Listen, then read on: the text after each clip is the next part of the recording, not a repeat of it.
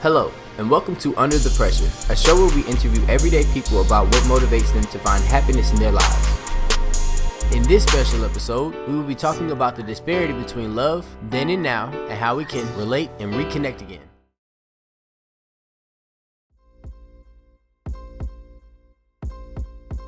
We've been together a total of 34 years. I think it's 34, going on 35 years, but we've been married 26 years. Thank you. High school. Yes, English class. I asked him now. 11th grade? Yeah, 11th grade. Yep, in English class. I guess I could say the thing that caught my attention, if you will, was the way he dressed. In high school, he wore Argyle socks and suede shoes.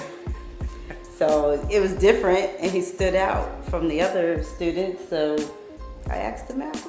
He said yes. Yeah, I mean, it was kind of odd because I knew who she was. She was, I knew she was one of the good girls. And, I wasn't such a good guy at that time. So it was just, kind of interesting to share a book. We shared a book in English class together. And I don't even remember what we were studying, but I just remember sitting next to her, and I remember her saying how nice my socks and my shoes and my jacket looked. And I was kind of like, oh, okay. I was only 16, so, what are you gonna say? And she asked me out, and I was like, wow, she's pretty forward. So.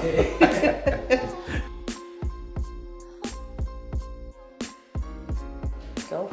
No, you want me to go? No, you want me to go. You hear people say the first year of marriage is really tough. And, it's just, things they should change. I just you kind of want to hold on to the past. I have friends, and, when you're a young guy, you still think that you're going to hang out with your buddies and, that you could still do the things that you used to do. But when you get married, for me, I wasn't ready to make that change. And for Valerie, she was always willing to make that change. She was ready, but I wasn't, emotionally, I was not ready yet. And so that was tough. I wanted to move further from New York, but that wasn't the answer. But pretty much I was angry a lot in the beginning. I was angry a lot. And finally, he had to come to the conclusion himself that wasn't the best thing to do. It wasn't the way you start out a marriage. The problem, I think, for us at that stage was we were together for 8 years before we got married. So I expected things to change right away, and they didn't. And I think that's probably typical. Well, I think also I realized my friends, they were not going to change. They were still, thinking that they can run around and, they can be single. And when you hit, a certain age, as a man, you do have to grow up, and you have to realize that it's not about this anymore. I have a family now, I have a spouse, and that's where your time needs to be spent, not with your buddies at a certain point. So that's when for me, I just kind of realized that this was not going to work, and it was going to be a problem long term if I didn't change. So.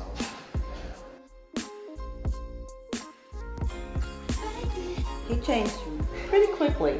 I would say within 5-6 months of marriage, we started studying things differently and looking at ways to be a married couple. He saw some things that he really just kind of grabbed onto, and he's been the same way since then, since 5 months after marriage. So I'm really lucky. We enjoy each other's company. We really like being in each other's presence, so we didn't really have to go far to enjoy ourselves. We did the club thing a little bit and, went out and enjoyed each other's company. I was very much a homebody, and Troy eventually became a homebody along with me. What was the dance called? Breakdancing and stuff like that. That's what he did as a young man. And so we would go to clubs on the weekends and things to that nature, and that was a big deal. That was the start of the hip hop era, the Sugar Hill Gang and all that. We all went to the clubs. That was before we was, even really We a were couple. dating. Yeah, we were No, kind we of were dating. dating. Yeah, but it seems like even before that. Yeah, know? he had started Yeah. that. I was long breakdancing before you. I was Yes. with you, I think. You know, we had children pretty quickly, like within 2 years of getting married. So the first one for us, I mean, it was such a joy that it wasn't like we said we had to have a boy the first time. Girls, there's something special about girls. Funny, most of the pictures we have, we took more pictures with Janae than we did of any of the kids because that was the first one. It was such a precious thing having a daughter. I can't even express how I felt. It was just like, wow, this is such a beautiful thing. And so, no, I really loved it. I really enjoyed having a daughter. Yeah. unfortunately, I experienced baby blues, which is a postpartum depression kind of thing. So Janae became extremely close with Troy immediately because I was kind of checked out, for lack of a better word. So, I mean, she was 2 years old before I could fully enjoy her. Hard, very, very hard. It's funny though because I could see some of those characteristics in her now. Very independent. Even when she went to school for the first time, pre-K, she wouldn't let me come into class with her. It was, I got it, Mom. Just real independent because we didn't form that mother-daughter bond right away. We have a terrific relationship now. I mean, thank God it didn't happen with any of the other children, but yeah, it was, the first 2 years were tough. No, all of my friends now are pretty much married, yeah. Mm-hmm. Yeah, I mean, they either married their high school sweetheart or they married someone that we all know, that we grew up with. But yeah, I mean, there's a few of them that's, maybe one or two of them that's not, but most of my friends that I grew up with are married. Each other. Yeah. I mean, you know, we don't really have anyone in particular that we go to for advice. I mean, we're believers in God, and so we do consult what God's word is when it comes to a lot of things. But for the most part, like most married couples, we find our way. You know, we find the answers through trial and experience and, you know, watching what others have gone through and avoiding those same pitfalls that others have gone through, so. Well, I'm a real estate broker and insurance agent as well. And that's something that Troy and I do together, the insurance part. And I work for Lowe's in the corporate office in the legal department. That's my full-time job. Part-time, we work together in the financial industry. So.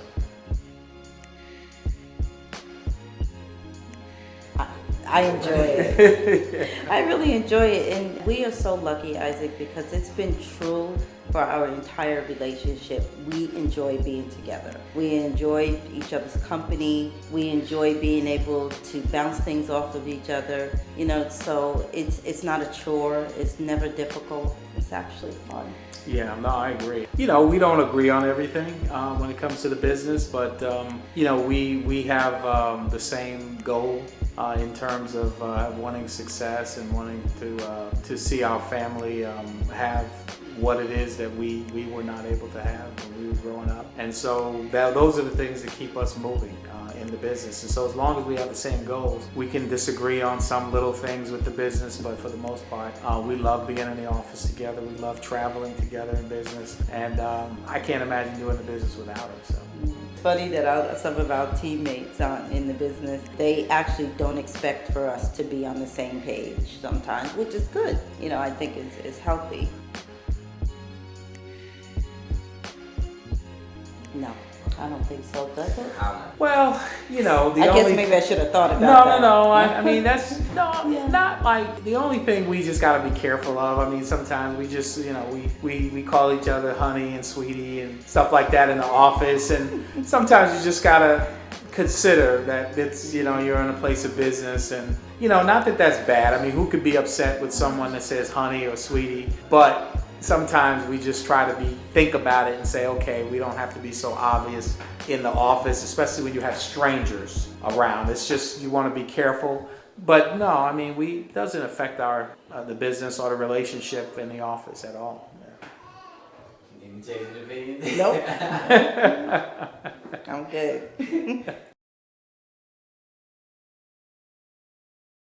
Oh goodness, probably Harrison. Yeah. Our grandson. Grandson. Oh boy, he is such a joy, and we love every moment with him. And you could probably hear him in the background right now. But other than Harrison, yeah, I mean, we so like much. traveling a lot together. Yeah. I mean, that's been the first time I think we have a chance to travel Last pretty 4 much all years. over the country, and it's fun. I mean, it's just kind of neat at our age to be able to just go and not, we don't have little babies too much anymore, so we could just jump up and take a flight, or we could travel and go for 3-4 days, and just they're free to do that. It's a lot of fun. we laugh Yeah. a lot. Yeah, you have to. You have to. You can't be serious all the time in your relationship. I'm sillier than a lot of people think I am. I seem like a serious person, but my kids will tell you I still listen to rap music And dance. and I know all the latest rap, and that's what I grew up with. And so it doesn't matter how old you are. I mean, you have to be able to laugh and find joy in your family and in your spouse, and you just have to do it. So that's the thing that really keeps us grounded. I totally agree.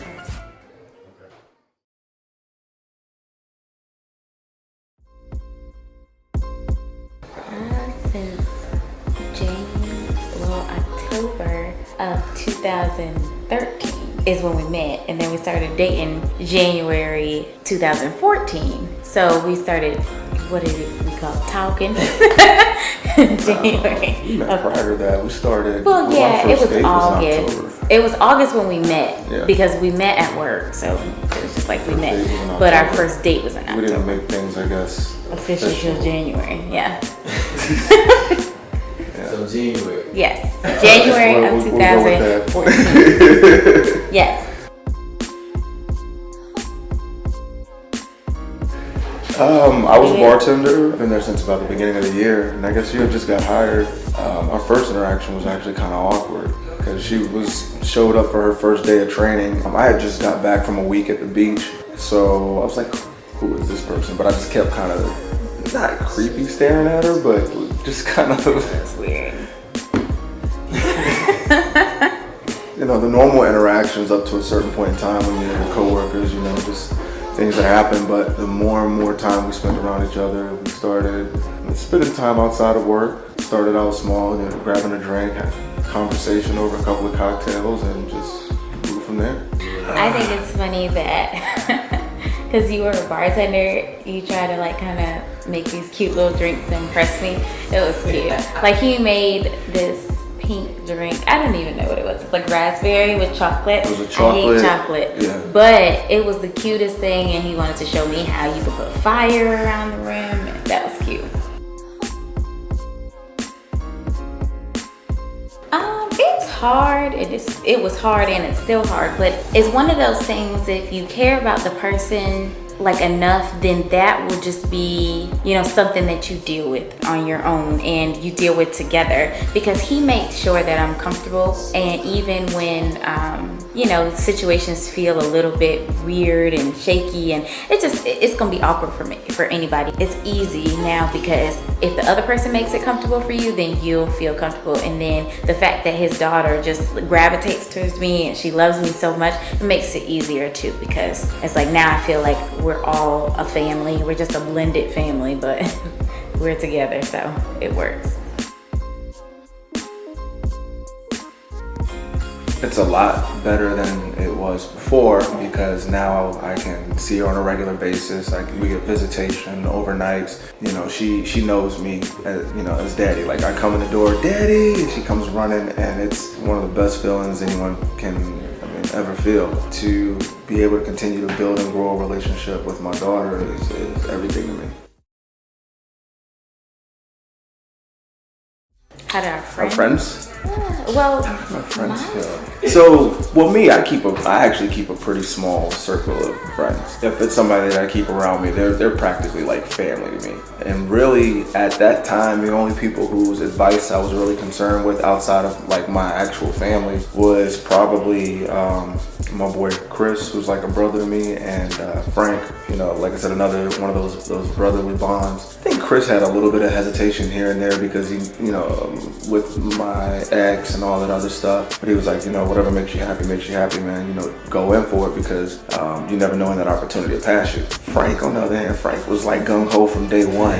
Like it was like Frank from day one. He was like, man, love is a beautiful thing. If you find the right one, man, run with it because you never know. Like I said, you never know when that opportunity is gonna pass. In terms of my friends, they were kind of like, I told you so kind of thing. Because from when I was little, like people would say, you're going to be the first person from our group to get married and to have kids. And I was like, nah. I was like, whatever, you know, I'm too busy out here doing my own thing, dancing, doing whatever I felt like I wanted to do. But I guess it was true. Because I'm the only person who, you know, I didn't have the big checklist like all my friends have. Like, I want this and this and this. And I just feel like once you find somebody who just appreciates like who you are and like wants the same things that you want, it's kind of like, you know, you are a match. Now, we don't agree on everything, definitely not, but we both appreciate a lot of the same things. And we were both kind of in the same headspace. So I feel like, I guess they were right in a way. Other than that, they were pretty like gung-ho for it. They're always gung-ho about anything I do. Most of her friends are single. Frank's single. Chris is single. But Daniel and Alex are both married. Yeah, so it's like a 50-50 split with you. Yeah. Even though we have different upbringings and things of that nature, Janae's parents are a great source of advice for a lot of things. And some things I agree with them on, some things I don't, but it's always nice to get perspective. My parents are a little bit more difficult to go through when it comes to relationship advice and things of that nature. Like, she's real quick to, you know, pick up the phone and call her mom or, you know, do whatever is necessary. Me, I kind of internalize, do my own research, and then if I feel like I really just don't understand it or can't get it, then I'll, you know, reach out to someone. But my mom is like Dr. Phil, but the women version. I call her that all the time. given all the issues that my parents had throughout the course of their relationship, what kind of made me think my life could be different was simply just, I guess, that in and of itself. I knew that their destiny wasn't my destiny.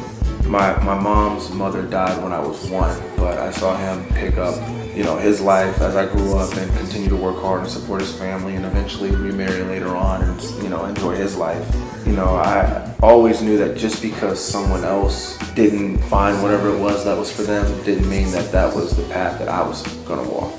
Like I said, my biological father was never there. But it's one of those things where it's like, yeah, my biological father may have been this, that, and the third, but I wasn't any of that. My mom and dad might have done this, that, or the third, but I don't have to live that life. And so it's trying to focus on not what I don't want my life to be, but what I want my life to be.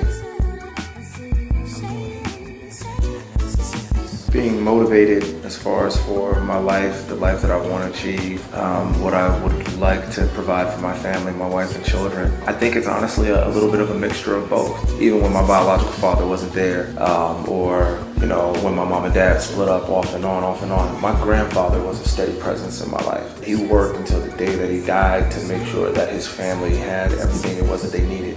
I had a great example in front of me in him and others as well.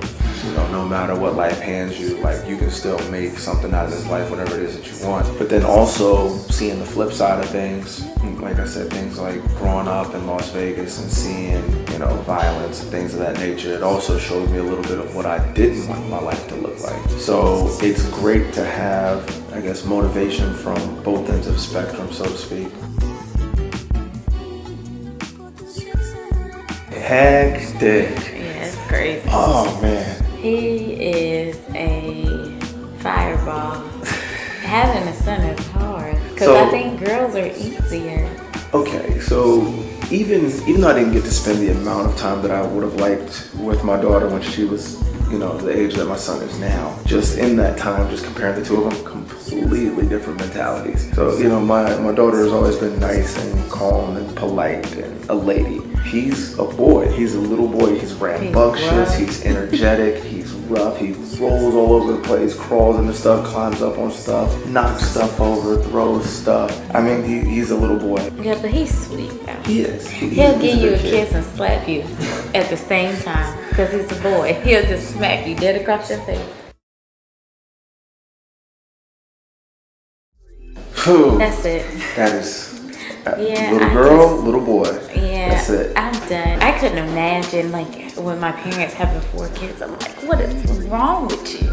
I'm like, it's crazy. I mean, it's not like I don't love kids. I love children. I don't want to have any more come from me because I feel like it kind of messed me up a little bit. And I had a hard pregnancy, so that's why I don't think I would have any more kids. And I think we got the perfect little 4, it's just a guy, woman, baby, and it's a girl and boy. It's like the little nuclear, what is it, the nuclear family? Yeah, it's like a little emoji. You know what, I mean, like I said, I love my daughter, I love my son, and I'm not going to say, never, because you never know. She might wake up 5 years from now and be like, oh, baby fever. I don't know. I'm happy with the family that we have. I grew up in a big family as well. I'm the oldest of 5, technically 11. When you grow up in a big family, you don't generally want to have a really big family. And the inverse is also the same. People that grow up in homes where just 1 or 2 children often want to have a lot of kids. I helped raise my brother and sisters for years. I'm like, now I got 2 of my own. I don't need. I'm done.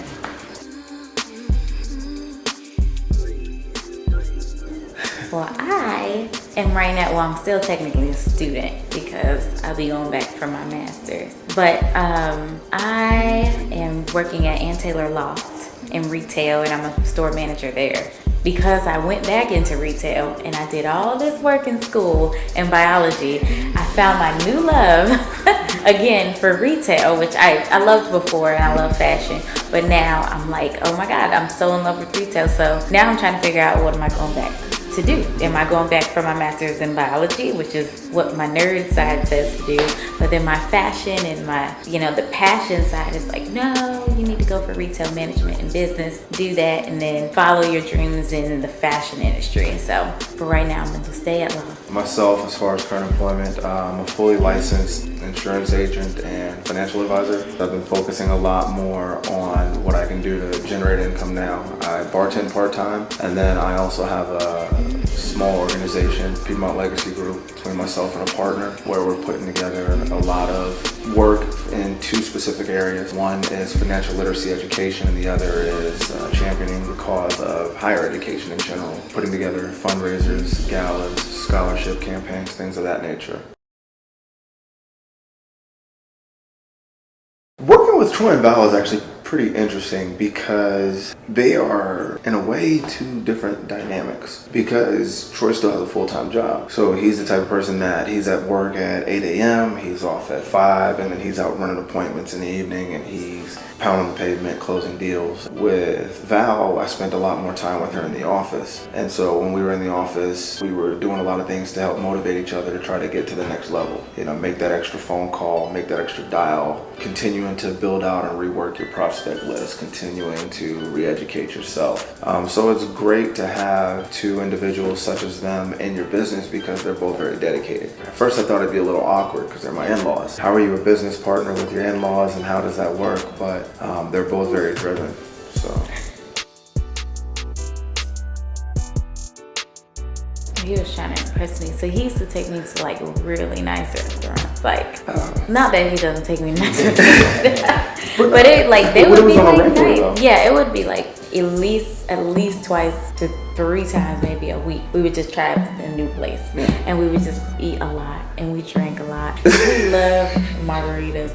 Yeah. We would do. We would go to movies. We would go to shows. Yep. We would go out to eat, and it was funny because it would just literally be it'd be a random Tuesday, and I'd be like, "You want to go grab lunch?" Maggiano's in South Park, where you just go grab lunch. And who just goes to Maggiano's for lunch? So then they have industry night, and then they have margarita Mondays at Vita.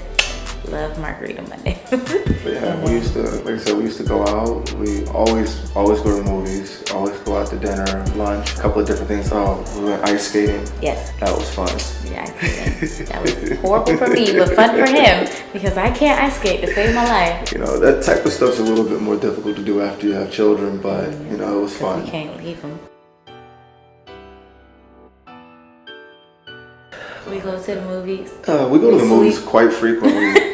Whereas we used to be able to do stuff 2 or 3 times a week, now it's really like once or twice a month where we get to go out and actually do something. Like so bigger. Yeah, you know, I've been promising this lady that we're gonna go on a cruise soon, but we still haven't managed to get it done. But one of the things that we do try to do is try different hot spots, different places as far as food and beverage, things of that nature. Sometimes you just got sneak time and like literally just like be like, I'm going to the grocery store, but really you just like go out to eat and sit down. You know, if we can get the baby to sleep early, put him upstairs in his room, go in the room, what's on Netflix? But it's just trying to sneak a moment. And it's funny because we used to be so concerned about what were we going to do, and now it's not as much what we're going to do as much as it is just getting that time with one another. Yeah.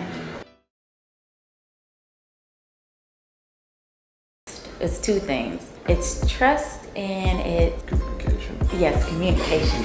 That was my word. I was supposed to look at you. Definitely the trust part, because without that, everybody knows that saying. Without that, you can't have anything, which is like so the truth. But we really don't have those kind of issues. Like I don't know. No. But I'm just kidding. But I don't have those issues. Communication is something that everybody has to work on. We have to work on it. It's just something that it forms over time, because you have 2 different people coming into a relationship. He's the type of person to keep his feelings and write it down. I don't know, rap about it. Do something else. Yeah, he'll do something else. But me, I am all in your face. If I have something to say, I'm coming to you. I'm coming at you. Yeah. I'm gonna text you. I'm gonna send it in a long text. I'm gonna send it in a voicemail. Whatever I have to do is gonna get across to you, but we're 2 different people. For me coming to him like that, it could be off-putting a little bit. It's like, whoa, she's kind of crazy. But for me, the way that he acts sometimes is kind of like, you don't care because you're not talking. But really, it's just because that's who he is and that's who I am. And we can't really change each other. We just have to find a middle ground